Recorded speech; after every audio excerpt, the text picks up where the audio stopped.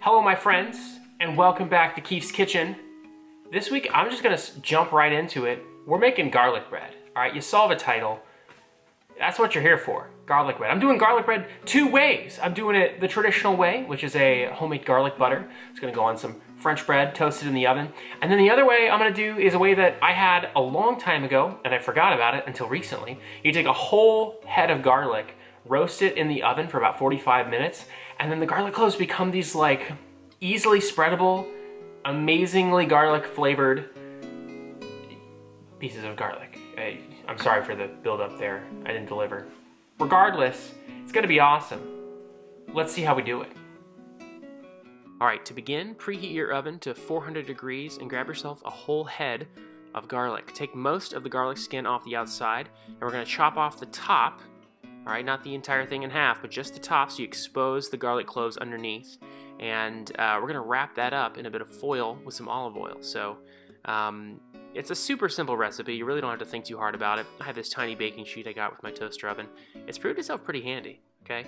Pop that head of garlic right on the tin foil, make a little boat for it. And then we're gonna pour in about a half tablespoon of olive oil. You could use other types of oils, but olive oil is, it kind of fits with the theme, you know, Italian, roasted garlic, whatever. You'll notice that the oil is caught in the head of garlic, and that's perfect because now we're gonna slow roast it in the oven for 45 minutes. Wrap it up, don't close it off completely, leave it a little open at the top so some steam can escape. And while that's roasting in the oven at 400 for 45 minutes, we're gonna add to a bowl 1 stick of room temperature salted butter. And then the main ingredients for our garlic butter, we've got 6 cloves of minced garlic, a 1/4 cup of minced parsley, and an 1/8 cup of powdered Parmesan. Now you could use the fancy regular stuff that you grate, but you know, I didn't feel like buying that, and I figured most people would probably have that bottle of Parmesan in their fridge from spaghetti nights. So yeah, we'll use that. Mix everything up nicely with a fork, set it to the side, and with about 20 minutes left on the clock, we're gonna grab a baking sheet lined with foil, and we're gonna take half a loaf of French bread that I've cut in half lengthways. Now, this garlic butter recipe is a half batch, so if you want to do an entire loaf of bread for like a larger amount of guests, just double everything I've given you. Now we're gonna spread a nice, healthy layer of that garlic butter right on top of the bread, and to be honest, the healthy layer of butter is the only thing healthy about this recipe. All right, it's bread with butter. There's some garlic in there, that's good for you. Parsley, I'm sure that's good for you too. But don't kid yourself, okay? Don't do a skimpy layer. Do a nice healthy layer of butter right on there. And once your bread is sufficiently buttered, we're gonna pop it in the oven at 400 degrees for 15 minutes. Now, if you've timed it right, the garlic toast and the roasted garlic should be done at the same time. So here's that garlic bread, looking pretty good, okay, pretty toasted. And here's the roasted garlic, looking pretty plain, all right? But don't worry, I'm gonna unwrap it, I'm gonna show you its secrets, its surprises.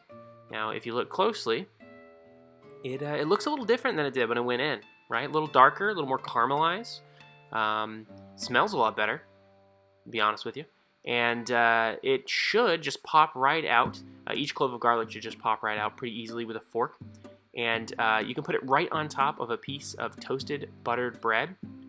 And it should spread really nicely, as you can see. You can use a knife to do it, but I had the fork in hand, so I figured I'd do it with that.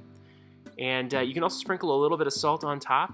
I did that. I ended up tasting a little bit and thinking it needed it. But that's roasted garlic on toast. That's half done. Now we're just going to cut the garlic bread into manageable size pieces. And for me, those are pretty big pieces. Okay, use a different knife. Don't be like me. All right, I used too small of a knife. Got too close to the hot pan. But just chop it up into pieces. And yeah, that's basically it. You're finished. Enjoy your garlic bread on its own or with some pasta.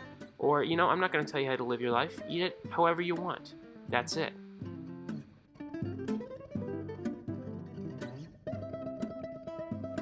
All right, well, you saw how everything turned out. Here's a little close-up. Now, as you can see, let's see. Yeah, there we go. Now, there's the roasted garlic on toast. And then there is the garlic bread there.